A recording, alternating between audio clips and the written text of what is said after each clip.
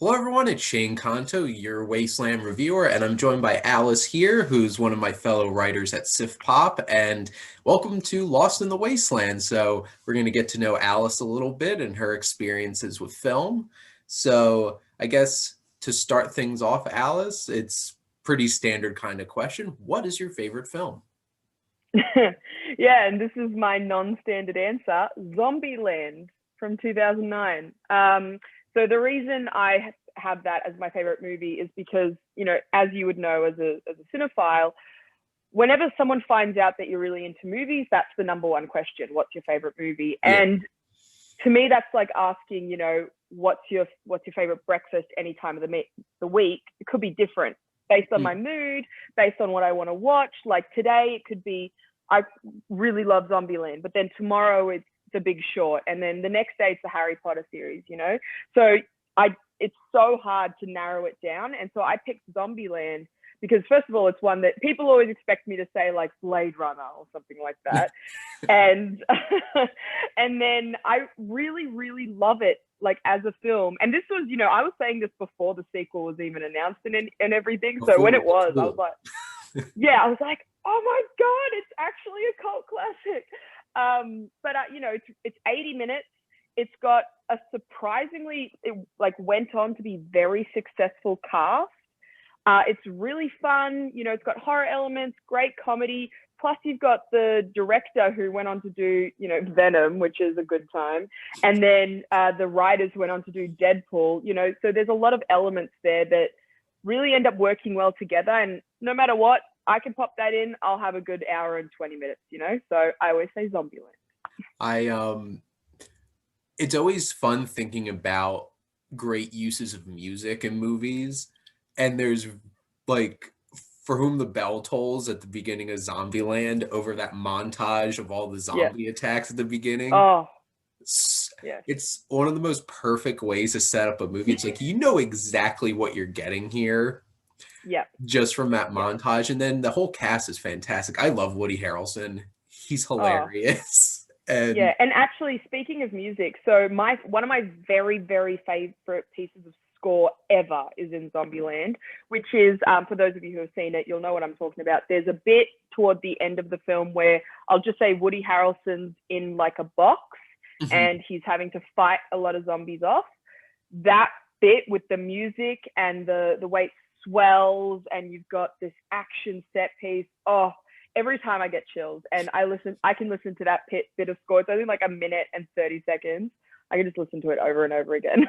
it's awesome. I'm a huge fan of scores and music in Mm-hmm. movies, and like because I love music too, and Mm. music can really help a film Yeah. and help your emotions and everything, and really set the tone. And Zombieland's a great choice. It's a lot of fun. What Yeah. did you think of Double Tap? I enjoyed it. I mean, I feel like there was something missing from it that just didn't, it didn't quite hit the magic of the first one. But I still had a fun time.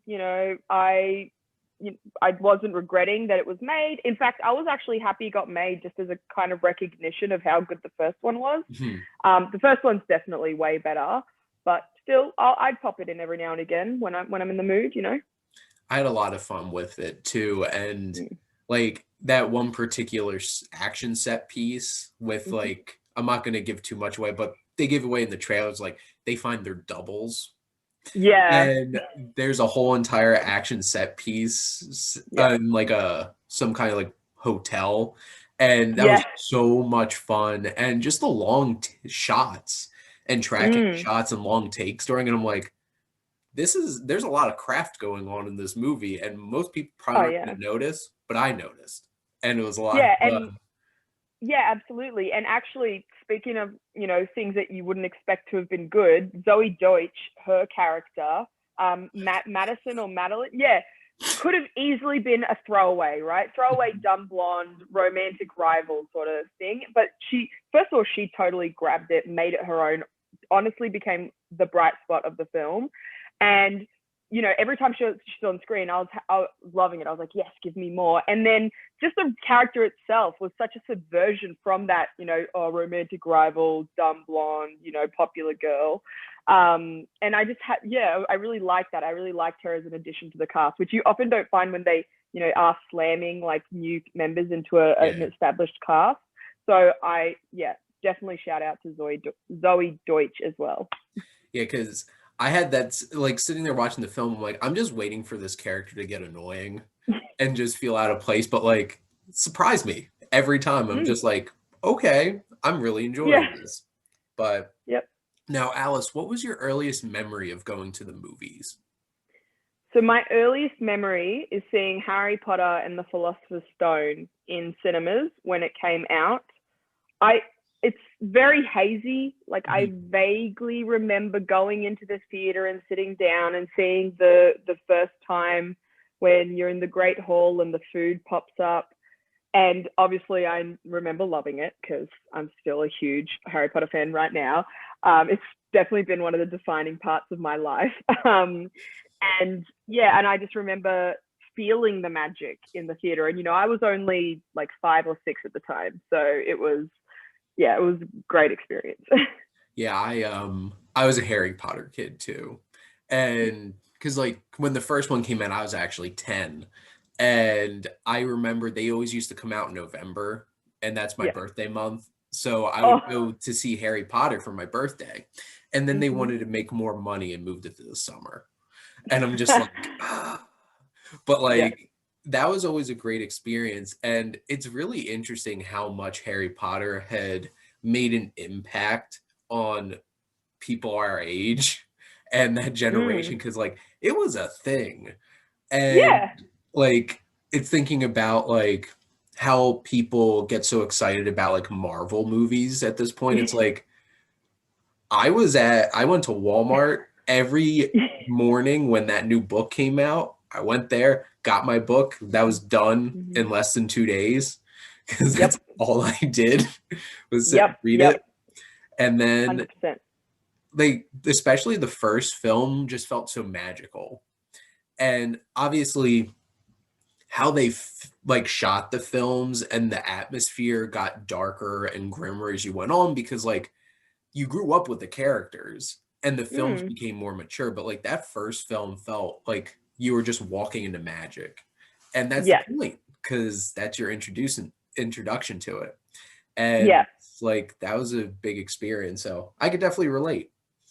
Yeah, definitely. And I mean, I have the same thing. So we don't have Walmarts here, but we have like Big W's and bookstores, and I was doing the same. I remember when the last book came out, me and my mum lined up. We were there at like 4 a.m. We were lining up. We got our book. She got, you know, the adult cover. I got the traditional cover book. And then we literally went home, sat in our chairs, didn't move until we'd finished the books. And then we both like put it down and we were like, oh my gosh. So there was that. And yeah, you know, it's something I always talk about, is that people, you know, I think that Harry Potter now, people are like, oh yeah, Harry Potter, especially if you didn't grow up with it.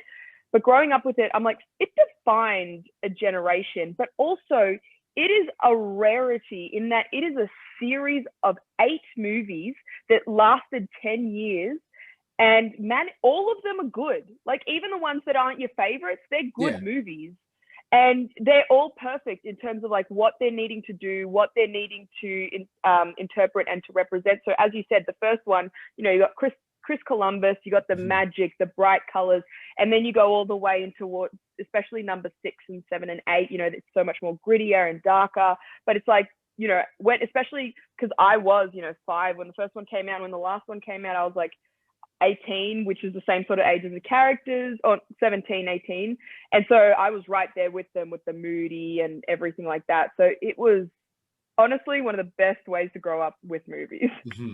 I remember sometime I think in college when Deathly Hallows Part 2 came out that summer, and that was such a thing to go out. And because like, when did that come out? I'm trying to think. It was like, July 2011. Yeah. So like at that point, like the Avengers hadn't even come out yet, like the first Avengers movie. So like Mm, this was such a huge thing, that last yeah. Harry Potter movie. And one of the few, so like I don't get particularly emotional during films. Like I get my friend John makes fun of me because I'm usually the least vocal in the theater sitting there with Yep. everybody. It's mostly the expressions on my face. Yep. All I have to say is Snape. That, oh my God. The I first was time I really watched, worried about that scene too, because in the book it is so cinematic and it's perfect. And I was like, how are they going to cut it? Are they going to do the movie thing and they're going to cut it? Nah, it's 10 minutes. It's it's just what you needed it to be. I'm just like, and it's funny because like I'll quote like always, Yeah. and just like just one word, bam, hit you, and it's just like I remember Yes. watching that for the first time. Now, Alice, do you have a particular favorite genre of film? Yes. I mean, this isn't going to be much of a surprise, but it's fantasy, Okay. which is, I know that it's not probably also one of the more common ones because it's not actually that big of a genre. There aren't as many movies in it as other genres, but honestly, I'm a fantasy fiend. However, because it's not so big, I do often like combine that with science fiction because I do love science fiction a lot as well. But it's just the ability to enter a completely new world that, especially when they set it up well, the world building, new characters, the rules, and when you get the visual effects right, the magic, it's just like, yes, give me more. Whether it's, your more 80s practical effects, a bit janky like Labyrinth, which is one of my, favorite movies of all time, or you have, especially now, even like thinking back to 2010, like Avatar and all the newer fantasy movies coming out now, where it's so perfect in terms of visual effects. Every time I fall for it, I'm just like, I melt. It's always, if you give me a good fantasy movie, I'm yours pretty much. Well, and it's interesting because my favorite films of all time are Lord of the Rings. Yeah. And like I love fantasy and science fiction. It's just like have my Yeah. Mad Max looming up there, Fury Yeah. Road. And it's just so interesting because I feel like fantasy is probably the hardest genre to make work. Because when you're trying to create a whole new world, you have to lay down a lot of groundwork. Mm-hmm. And so many fantasy films feel like they're wind up being bogged down with so much exposition and Yep. just it's hard. And it's so interesting because it's like Lord of the Rings is so beloved, and then the Hobbit movies came out and felt like stretched way too thin, and you kind of lost the magic of the first Lord of the Rings film because like Mm-hmm. they were special effects heavy for 2001, 2002, 2003, but they used a lot of practical effects Yep. and it felt real. And I remember watching documentaries like behind the scenes stuff of like Mina Stirith was a model. Like and it was Mm-hmm. beautiful. I'm like, oh my God, I want that in my house. And Yeah. like stuff like that. And I always love when because like you brought up Labyrinth and it's like they fantasy was so creative in the 80s because it's like you didn't Mm. have CGI really to be able to do Yeah. stuff and like I'll take Muppets. I Mm. enjoy like little puppets and stuff like that and that's been one of the fun things about like I'm a huge fan of The Mandalorian Yeah. and Oh, me too. seeing how they use all of the practical effects and everything and actual costumes and it's like this looks like an actual like alien and not Yeah. like a CGI blob thing. And Yeah, and even Baby Yoda, like you can tell that's a puppet. That is one of the most, obviously there's moments where you're like, oh, well, he has to run, so they probably animated him. But the close-ups and the expressions and, oh, I'm just like, I want it, I want it in my house, It's just, and going back to that, you're never going to find someone who's more of a fan of practical effects than me because it's the only thing that will still look good. You can really give in to like visual effects, especially when early 2000s when they really started going hard on the computer graphics when it was not ready. Like going back to Harry Potter, the first one, some of the visual effects are awful. And then they got a bit more practical with it in number 2, and from there on it holds out. But there's some Quidditch scenes in that which, I don't want to think about. Rag dolls, but just like rubber people. Dolls, rubber people. But it's like, with Lord of the Rings and with these movies that spend the time and spend the money, even Mandalorian, I think people are learning that it always looks better if you can do practical, because it's real. It looks better because it's real. So even if you're watching it in 20 or 30 years, it's still going to be real, which is so important in order to keep that, present in the culture and the zeitgeist, and just in general in terms of like loving it, because I don't have to go back and be like, oh, okay. So absolutely practical effects all the way. Yeah, because like watching Lord of the Rings, it's like the main big CGI creatures in it's like they have the Nazgul, which I think it was easier with, because it's a lot darker and like they're giant black dragons, so like it was easier to render, and like even the Mumakil, the giant elephants and everything, is just like, this still looks pretty great for a film that was shot in 2000. And then it's funny because I was rewatching the Pirates of the Caribbean, and I love like special effects and how far they've come, and even watching like Davy Jones and just being like, the amount of detail on like this CGI character is amazing, and like that and the Kraken, I'm just like, this came out like over 10 years ago and still looks really good. And then watching things, it's just like, ugh. Yeah, you can tell where the detail went, and then you're always like, that's where the budget ran out.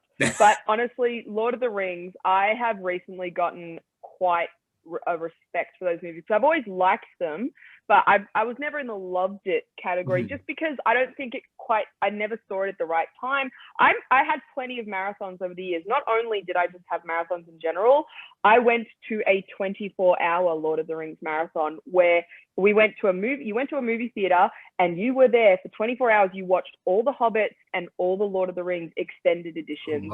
And it was, let me tell you, I was fading fast during Two Towers, because that was, when it hit like 4 o'clock in the morning, and I was like, no, this is Two Towers. You were awake for the Hobbit. You have to stay awake for the Two Towers. But so I watched them all, and I've always liked them, or really liked them. But earlier this year, me and my partner went to New Zealand on holiday. We had a wedding, so we were like, why don't we make a holiday of it? Best timing ever, can I say, considering this year that we took it in January. And when we were there, I was like, well, we have to go to Hobbiton and the Weta Workshop, because hello. So, and my partner had never seen the Lord of the Rings movies. He'd seen The Hobbit. So I was like, we're watching all 3 of these while we travel. And then we're going to, when we finish them, that's the day we were going to go to Weta. And oh my gosh, Weta, like having gone to the tour, if you ever go to New Zealand, you have to stop in Wellington. You have to do the Weta digital tour, because first of all, you can just see the passion. You have to have the passion to make these things. But you take a tour of the offices and where people work, and then you see all the props. You see, for example, all the dwarves that were rendered. You see all the armor, all the swords, all the armor that was like individually made. And one of the guys, our tour guide, he's like, oh yeah, I did all the leather work on the Hobbit movies on my own. And it's the stories you learn. Like, for example, he told us, so he had done all the chain link work on the Lord of the Rings movies. And so when The Hobbit came out, they're like, do you know how to do leather work and armor? And he was like, yeah, sure. Yeah, no worries. And they're like, cool, yeah, you're going to be doing all of The Hobbit. And then apparently he, went into the bathroom and Googled how to do leather work, because he'd never done it before. And one of the masters saw him, and he just kind of went over and was like, all right, these are the basics. This is what you got to know. This is the tools, go. And you just learn on the job. And he's like, you basically have 6 weeks to deliver it all. You sleep there, you eat there. That's your life. And even if you deliver it in 3 weeks, if Peter Jackson looks at it and he's like, I don't like the color, or I don't like the style, you only then have 3 weeks to redo it all. So you don't have another 6 weeks. But seeing, all the swords, and then actually something I wanted to mention. So when you're doing the tour, you're going and you're seeing all the props. And there was this huge like Humvee in one of them. And I was like, what is that? And it's from the Halo movie that never existed. So they made whatever the big, I don't play the games, but my partner like freaked out.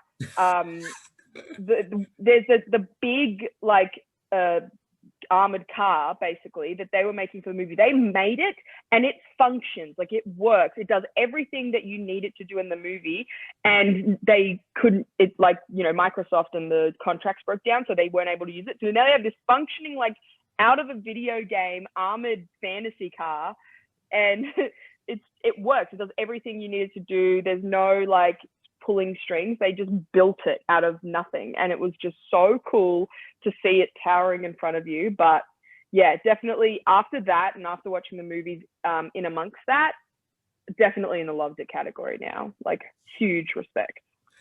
Bucket list. Yeah. If it's your favorite movie too of all time, that, and then going to Hobbiton and seeing the sets. Yeah. Like, it is honestly something else. I have a friend who wants to get married there.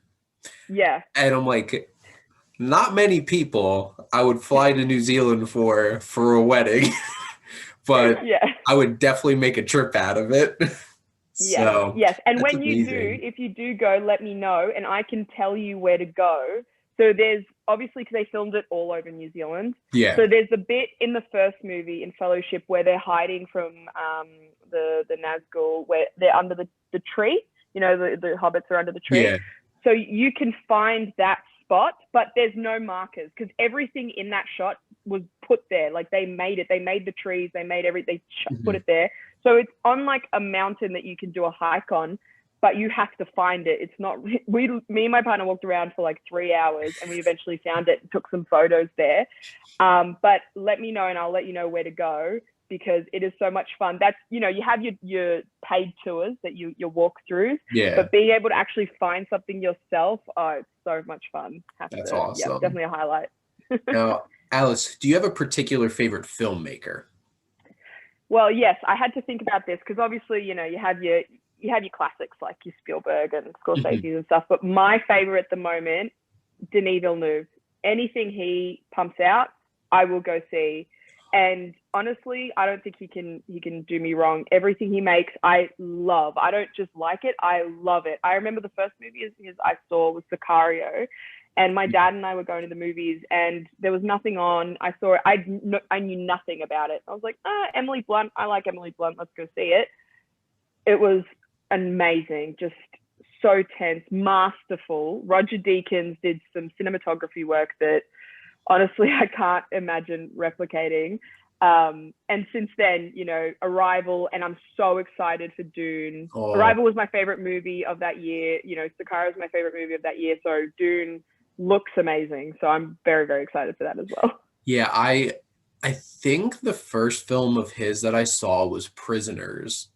And there are not many films that emotionally arrest you like that movie will. And I love Hugh Jackman, and like Wolverine's one of my favorite characters of all time. And like I used to have the full Wolverine mutton chops while I was in college. And he terrified me. Like those scenes in Prisoners when he's torturing Paul Dano's character. Yeah, the torture. I was going to say the torture scenes. I'm like sitting there like, I don't know if I like, how hasn't anybody tapped into this in a Wolverine movie up to this point? And then Logan came out. Yeah. But like Hugh Jackman went to places, and like Jake Gyllenhaal is just such an amazing actor, and just everything about that film works so perfectly.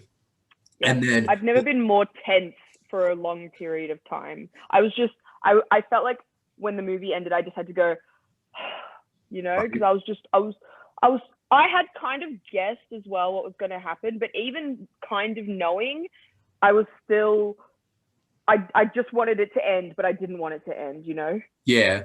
And Blade Runner 2049 was my favorite film of that year. And just like, when you hear they're going to make a Blade Runner sequel, and you're just like, why? Like after all these years. And I love Warner Brothers for making the films.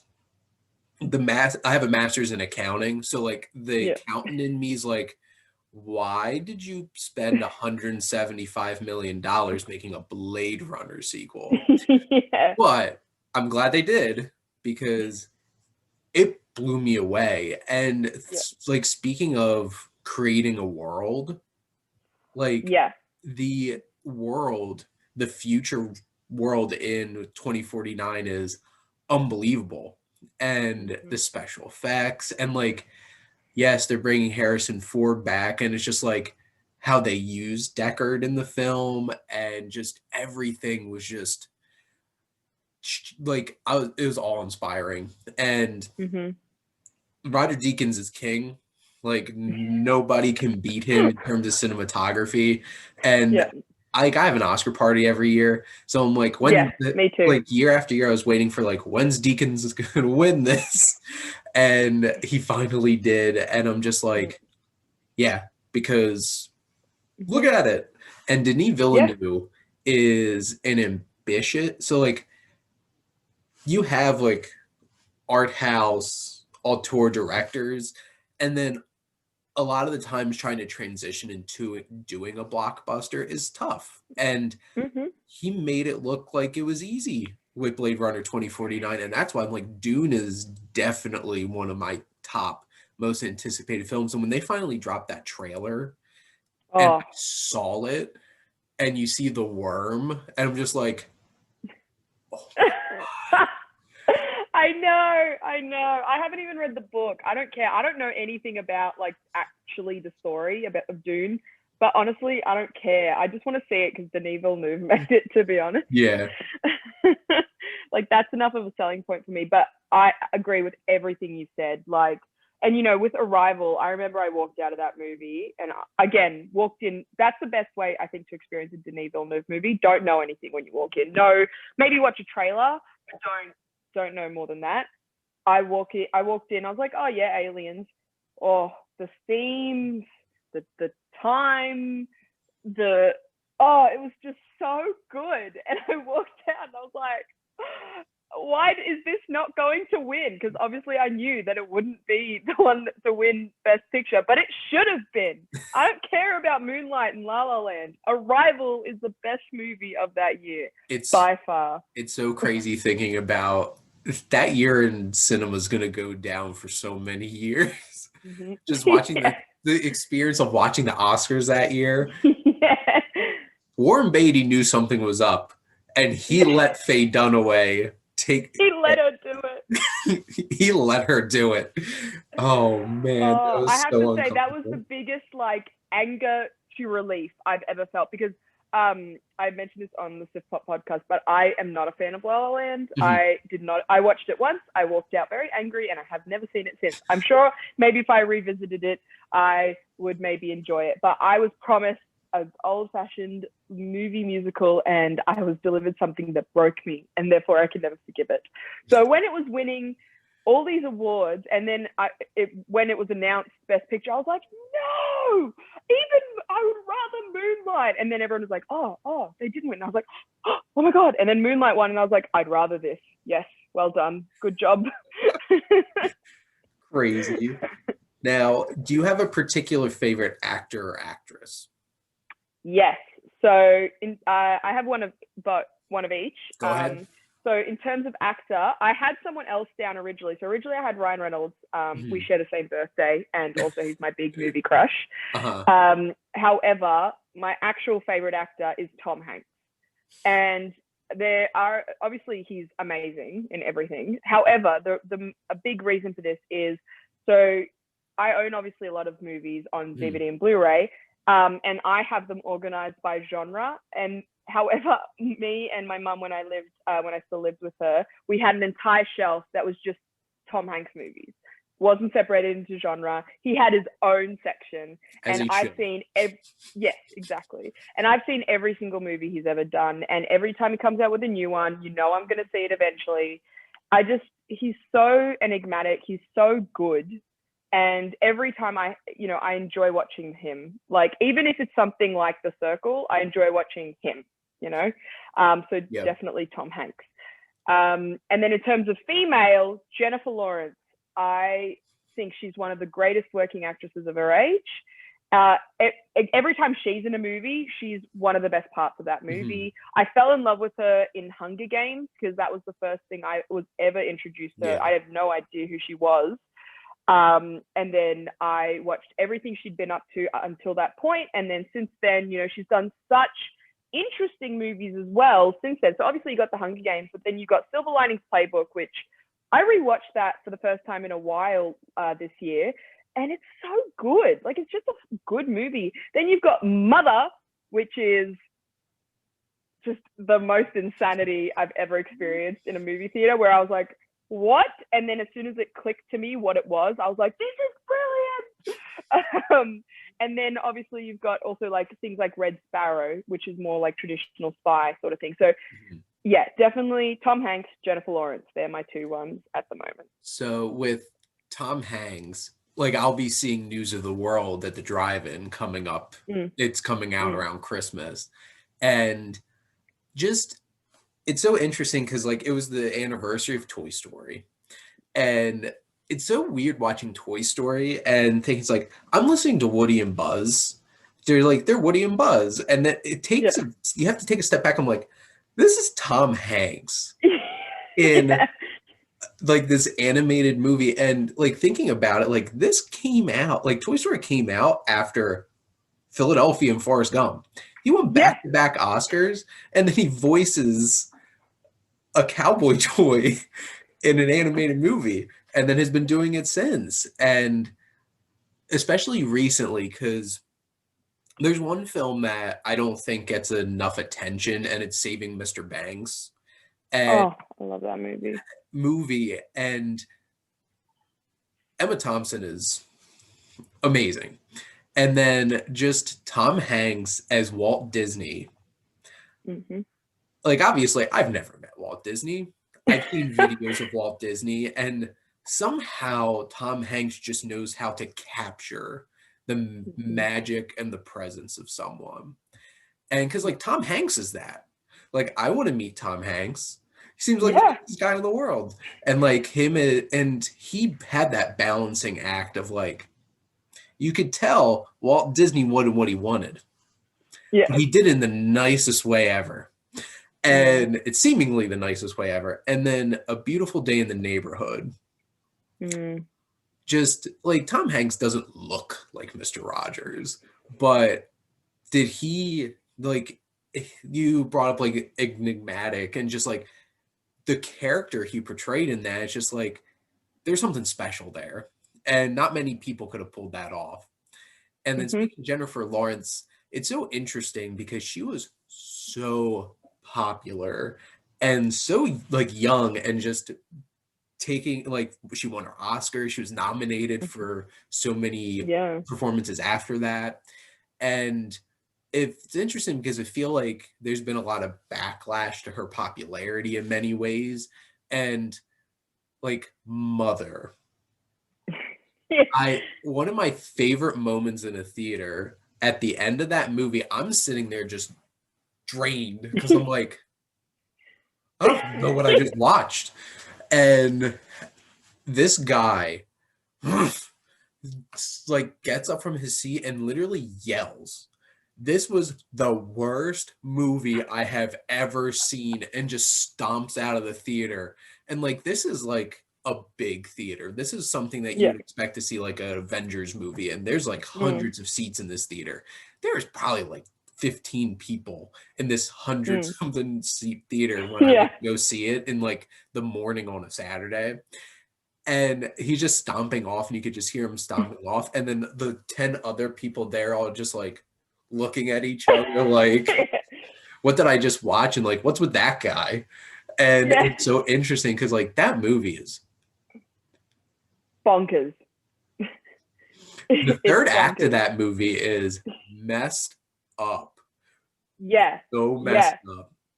Honestly, like, I respect, I don't 100% agree with that guy, but I had a similar thing where when the movie ended, it was me and a group of friends, we were just like, and I just went, what the, and I just said it, and everyone started laughing because everyone felt the same way. Yeah. Because we were like, wait, what was this? This isn't what I expected. And then once I thought about it, and I was thinking about it the whole way home, I was barely talking because I was just taking it all in. And then something like clicked or in my brain, and I'm not, maybe, I was also probably on IMDb and something like crossed somewhere, and it clicked, and I realized what I actually had just seen, like what this movie is, what the story it actually telling is, which is not the story that it tells. And then that's when I was like, of course it is. That's the only way you could do this. And then I was like, this is just working on so many levels. And then I messaged every single one of my friends, and I was like, I understand it now. And I explained it to everyone. And it's honestly the movie that's given me one of the biggest reactions in recent history. Like I haven't thought about something that long and had such a reaction especially to a movie that I didn't expect to have that much of a reaction to.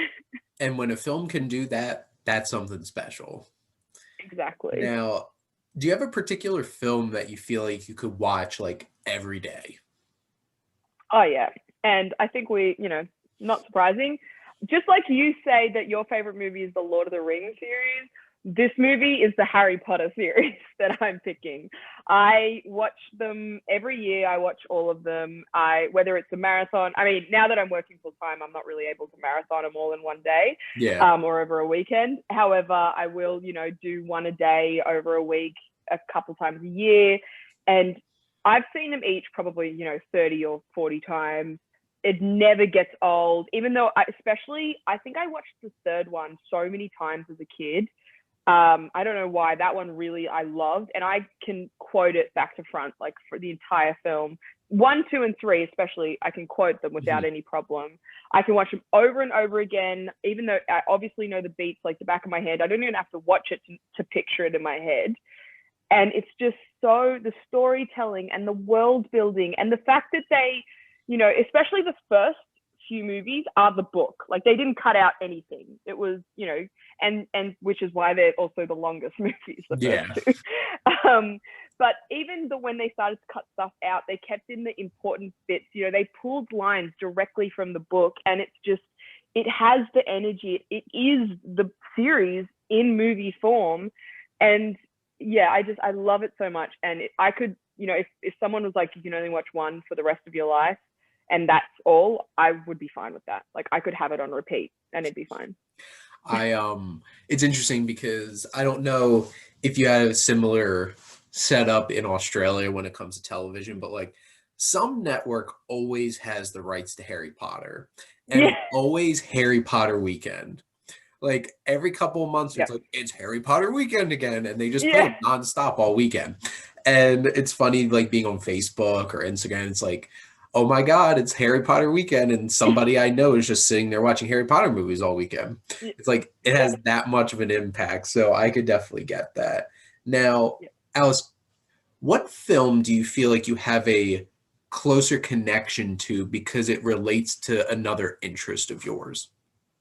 Yeah, so this one I thought about for a lot because, there's so many movies, it's hard to find like what is that extra interest that it touches. And I'm picking Interstellar. So ever since I was a child, I've had a fascination with astronomy. So we have a museum, I guess you could call it here, called Science Works, which is like a fun interactive science museum for kids. And part of it is a planetarium where you go and you can like lie back and watch these movies. And I was obsessed with the planetarium. I watched all the movies. There was one on black holes that I could not get out of my brain. Even now, I know it, like I can picture it in my head.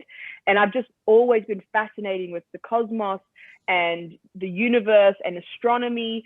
I love watching anything I can get my hands on, any movie, any series, any book. I will read it. I have all of Stephen Hawking's books. I have Neil deGrasse Tyson's books. I've read them all. I've watched the Mars show. I've watched Cosmos.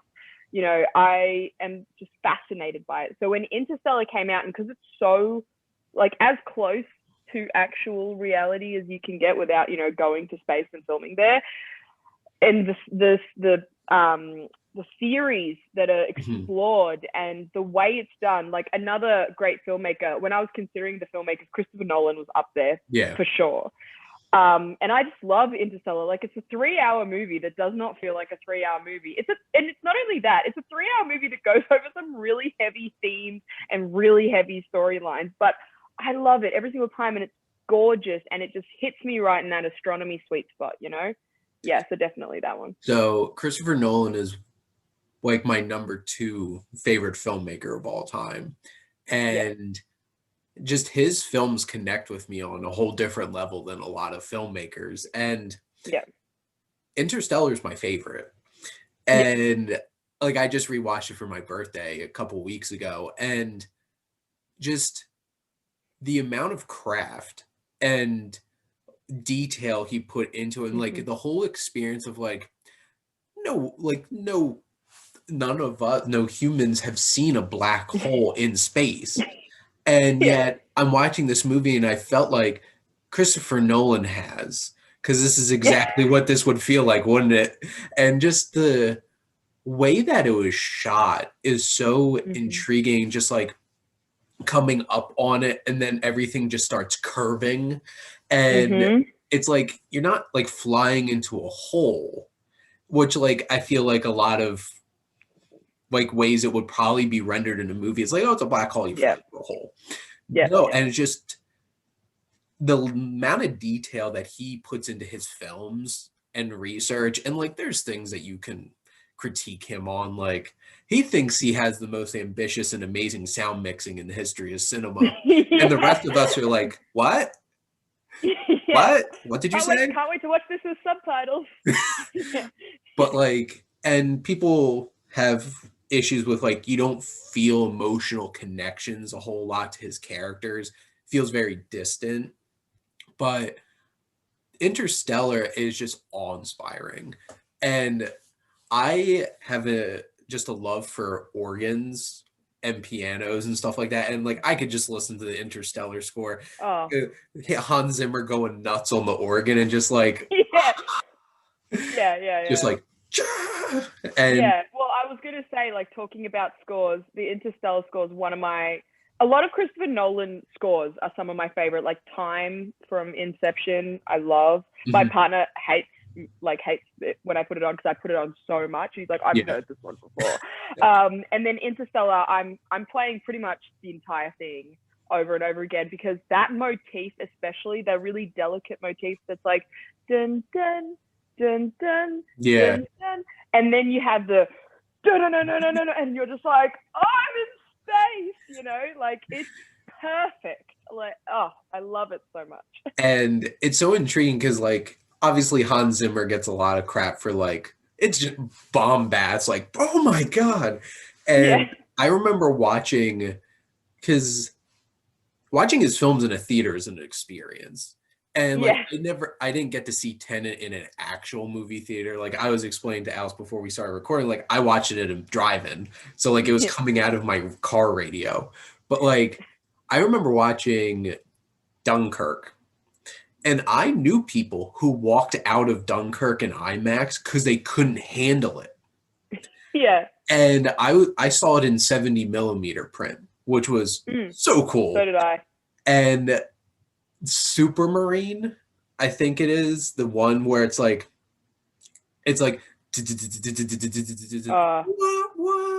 it just like keeps building and building. I'm like, oh my god, I'm gonna like, and I think it actually drove people out of the theater because it was so intense. And it's the magic of what music can do. And like, back to Interstellar, like, I feel like not many directors would put that much effort into really digging down into things like that. And like, the whole thing with the Tesseract at the end, and I'm just like, what? Because like, I took physics in high school, and I remember watching a Nova special on string theory, and I'm just like, there's strings. Is this what he's like going there with? And like, I remember hearing seeing interviews of like Jonathan Nolan didn't want to have that at the end of the film because like his brother writes these screenplays with him. Yeah, yeah. And it was Christopher Nolan's idea to like go into that Tesseract and everything that happened with that. And after, I'm just like, this is like one of the most trippiest, and like this is a big budget blockbuster. Like, Yeah. who does this? And it's like, because it's so interesting that up until recently, him and Warner Brothers had like this kind of relationship because like Yeah. for every like Batman Begins got The Prestige made, The Dark Mhm. Knight got Inception made, Yeah. Dark Knight Rises got an Interstellar made. And I'm just Yeah. like, and I'm glad because like all Yeah. that Batman money made it so that I could see Interstellar. Absolutely. But then like the Dark Knight trilogy, I mean, I love all three. I know Yeah, lots of people hate Dark Knight Rises, but I really like Dark Knight Rises. me Yes, too.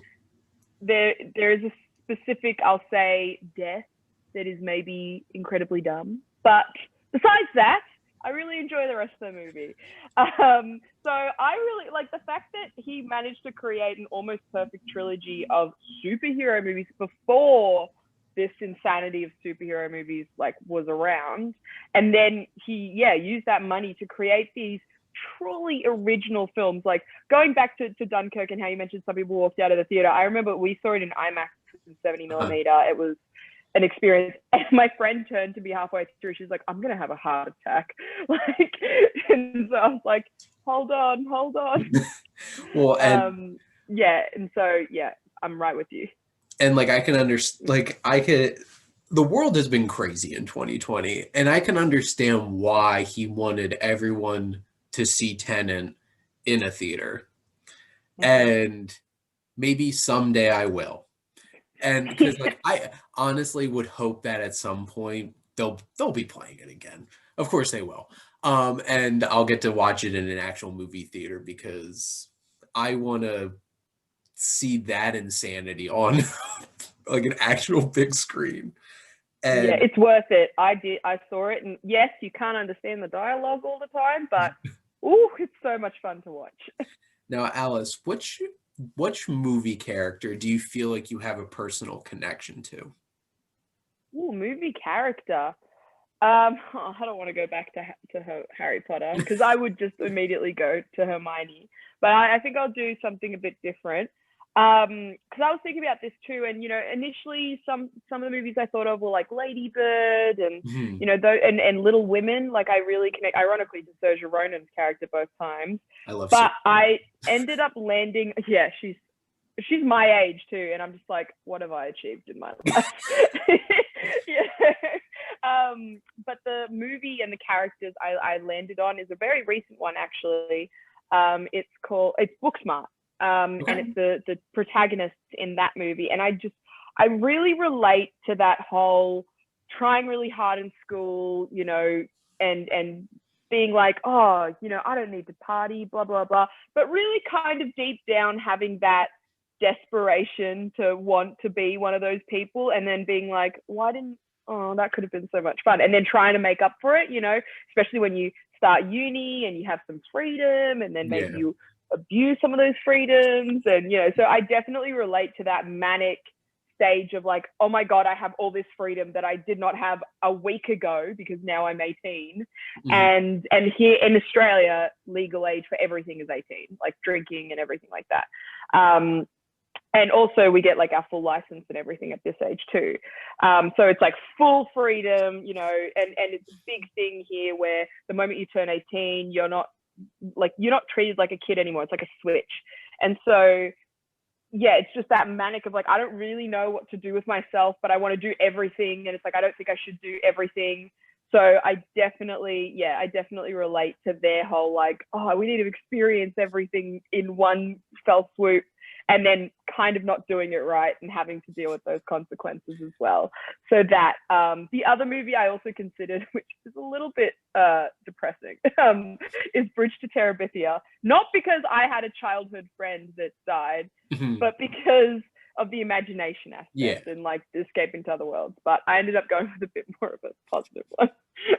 I loved Booksmart, and I wish Mm. that movie got more love because it Oh, certainly did not.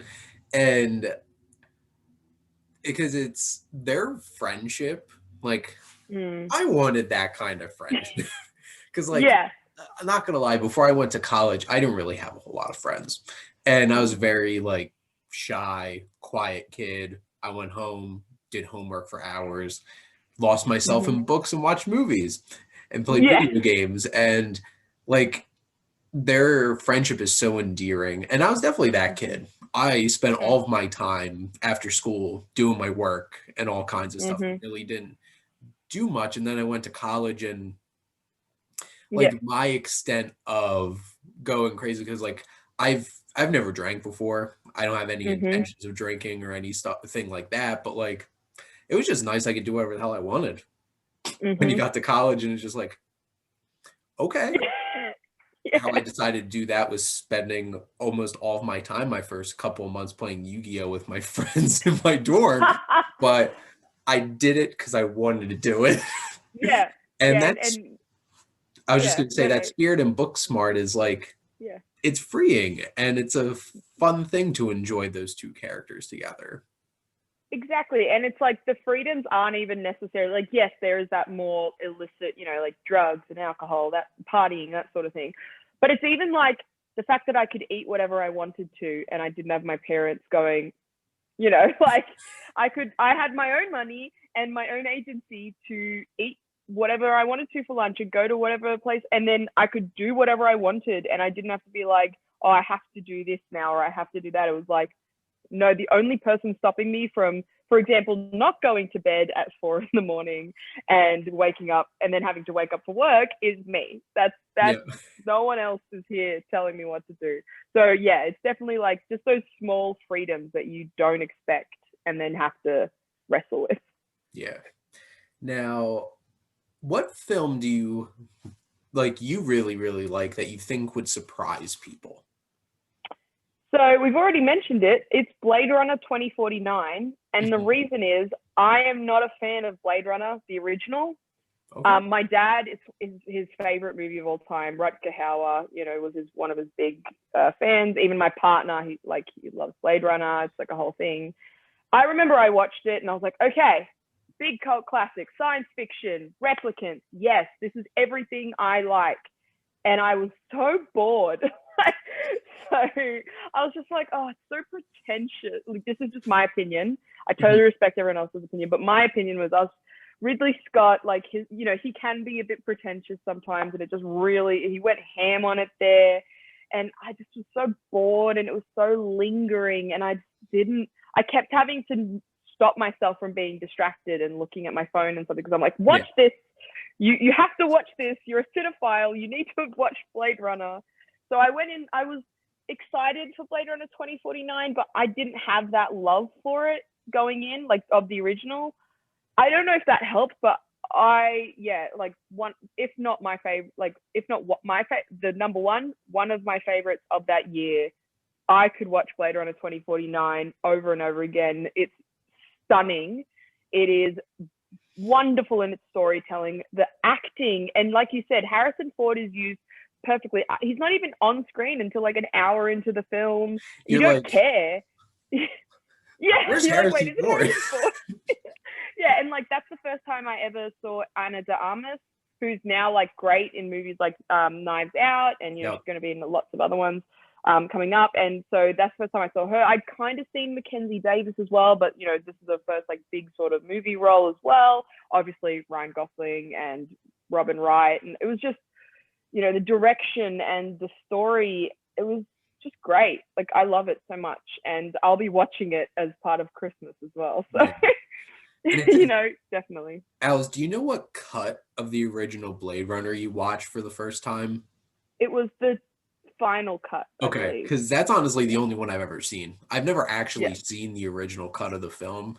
I Yeah. got the final cut for $2 on Black Friday at Best Buy one year, and I'm like, okay. Yeah. And I bought it, and I'm like, I really, really like it.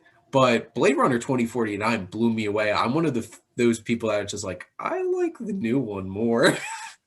And that's Oh, I coming mean, from I'm definitely someone on that. who does love the original. And I'm just like, Mm. I was blown away. And I remember, because like I have to the left of me, I have a giant movie collection over here.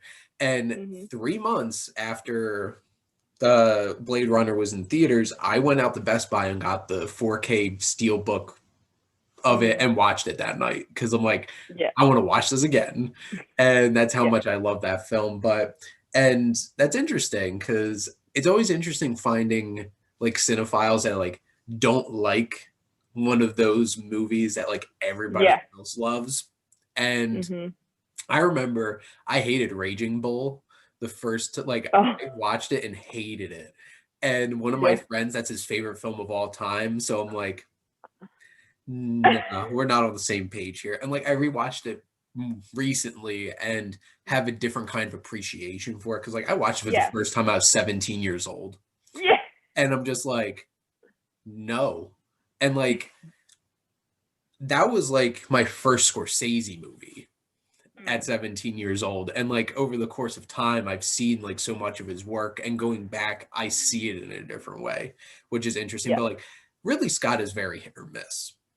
For Yeah. such a well-respected director, he has some really bad misfires with movies. And it's funny because like I actually rewatched Gladiator yesterday, and I love Gladiator. It's one of the Mm. top dad movies of all time. Along with that, Braveheart. It's like those kinds of movies that like my dad loves them. And I'm just Yeah. like, Yeah. dads love these movies. Yeah. And like, is it historically accurate? It's like I took Latin for 5 years, so I learned a lot about Roman history. I'm like, I don't think this Yeah. happened. Yeah. I mean, But I'm like, Italian, and so yeah, I can tell you, definitely not what I know to have happened. which, and it's interesting because like Ridley Scott has some of the greatest films of all time, and then he has some films that's like, he made this? Extremely average. Yeah. Yeah. And like some very controversial films because like throw Prometheus out there and let people talk about that movie. Oh, And yeah. I remember seeing it for the first time and being like, I love this film. This is Yeah. amazing. And then why'd they do that? Yeah. Why'd that happen? Yeah. What? Yeah.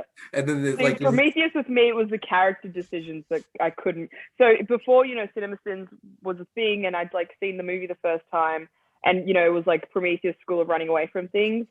Like even that, I remember being in the theater watching it and being like, "Run to the side! What are you doing? Like, just if you run in that direction, you'd be what are you?" And then just everything, like the fact that there's a biologist that's supposed to be one of the top scientists of all time, and he sees this foreign, life, and the first thing he thinks to do is poke it.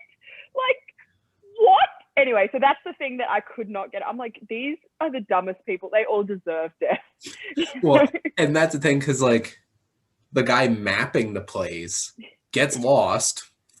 You mentioned the biologist thing, and like some of the characters I really like I love Mm. Idris Elba's character, who's the Mm. captain. He's like the most like actual average guy in the room, and just Yeah. like honestly, he just wants to do his job and get laid. Yeah, exactly. That's it. Yep. But yeah, so many of those characters. Oh God. Now, my final question for you, Alice, is what do Mm-hmm. you love most about movies? Yeah, so I think this is probably not going to be, again, too much of a shock considering what I've already said, but it is the storytelling and the escapism, just Mhm. entering, and even if it's set in reality, entering this new world for a couple of hours and being told a great story with great characters and an interesting like themes and theories that are explored.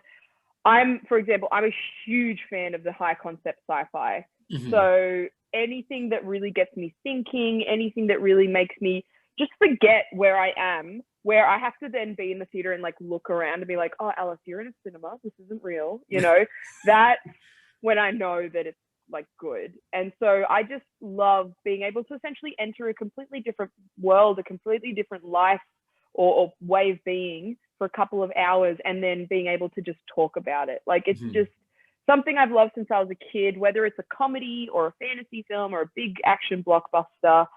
No matter what, I can lose myself in a film, especially when it's a good film or a great film. And so that's definitely the thing that always brings me back is finding new stories. I love finding new stories. So that's definitely it.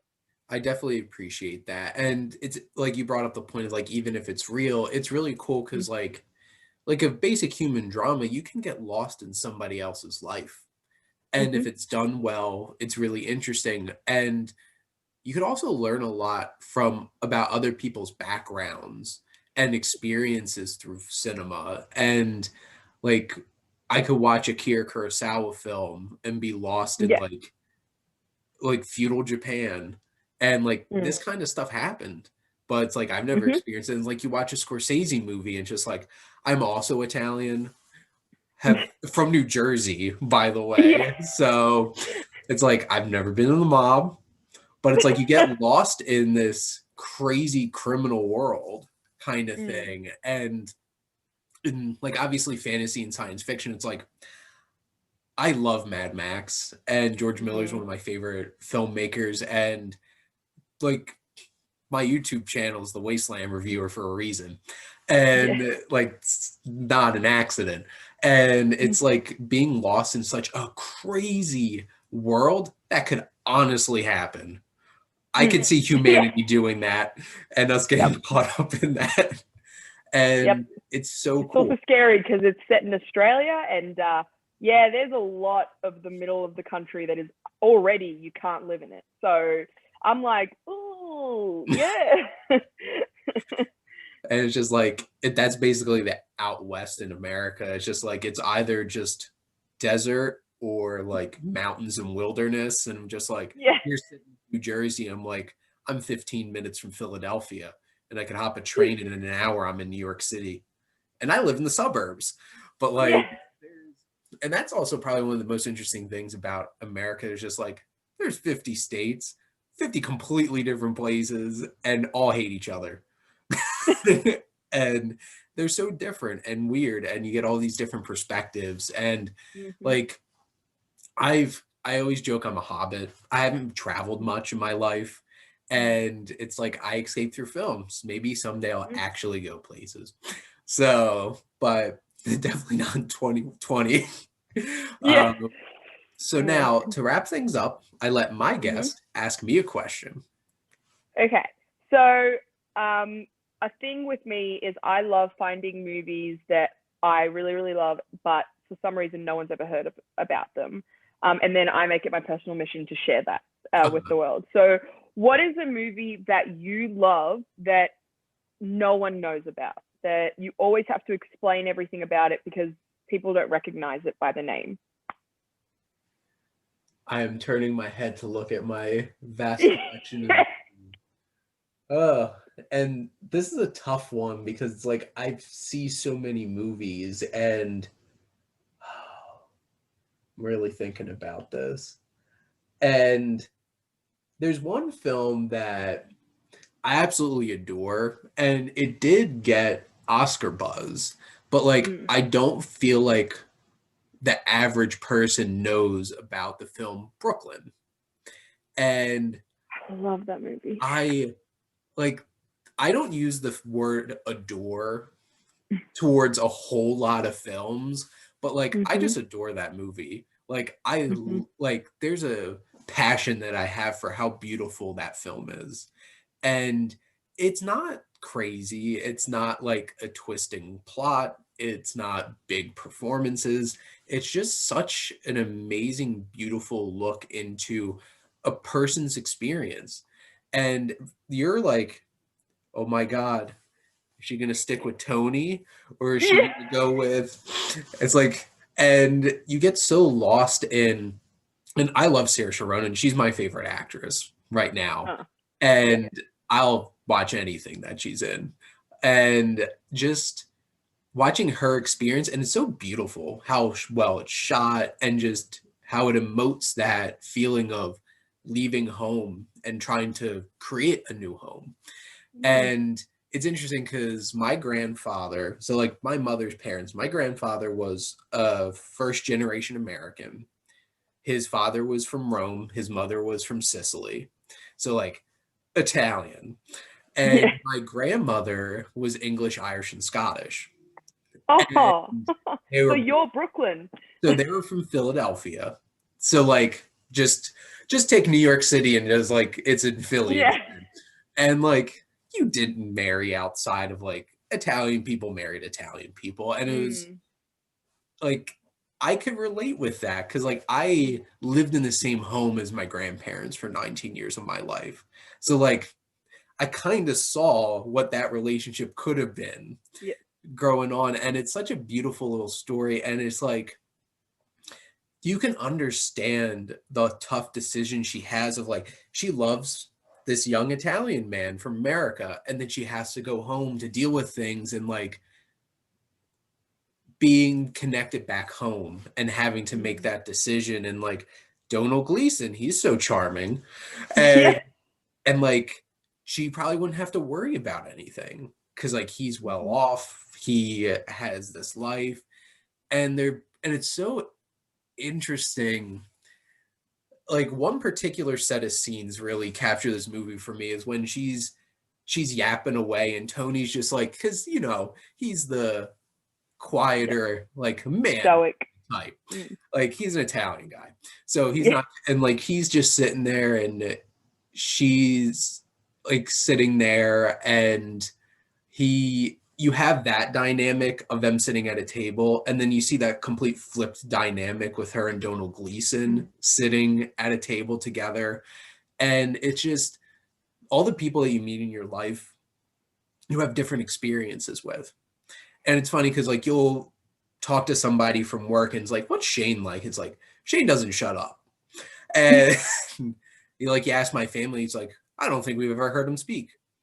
And it's just like you have these different dynamics with different people and you get these different relationships with different people. It's such a beautiful little film. And Mm.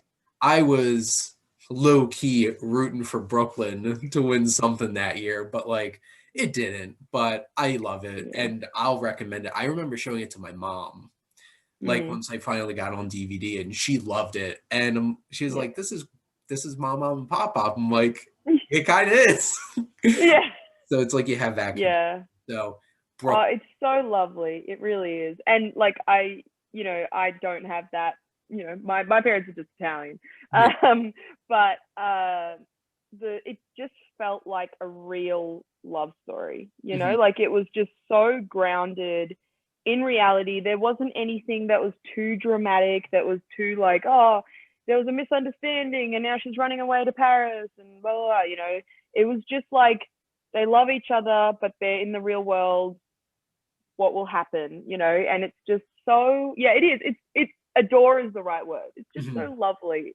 It's a good movie to put on a Sunday afternoon when you just want to feel nice. Mhm.